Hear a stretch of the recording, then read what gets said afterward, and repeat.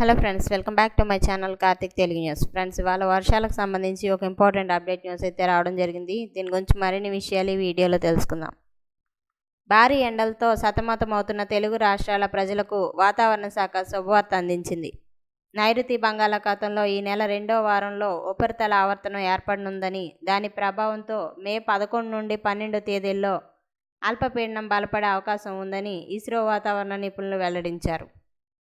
ఇక ఈ అల్పపీడన ప్రభావంతో ఆంధ్రప్రదేశ్, తెలంగాణ రాష్ట్రాల్లో విస్తారంగా వర్షాలు కురిసే అవకాశం ఉండడంతో ఎండల తీవ్రత నుంచి ఉపశమనం లభించనుంది. మరోవైపు ప్రస్తుతం కొనసాగుతున్న ద్రోణి ప్రభావంతో ఇప్పటికే 2 రాష్ట్రాల్లోని పలు జిల్లాల్లో వాతావరణం చల్లబడింది. రాబోయే 48 గంటల పాటు తెలుగు రాష్ట్రాల్లో అక్కడక్కడ ఉరుములు మెరుపులతో కూడిన తేలికపాటి నుంచి మోస్తరు వర్షాలు కురిసే అవకాశం ఉందని అధికారులు చెబుతున్నారు.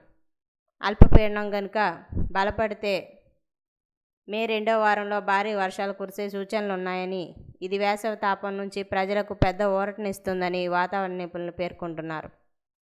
సో ఫ్రెండ్స్, ఇది అప్డేట్ న్యూస్. మరిన్ని అప్డేట్స్ కోసం ఛానల్ సబ్స్క్రైబ్ చేసుకోండి ఫ్రెండ్స్. అలాగే పక్కన ఉన్న బెల్ ఐకాన్ క్లిక్ చేసి వీలైతే ఛానల్కు లైక్ అయితే చేయండి.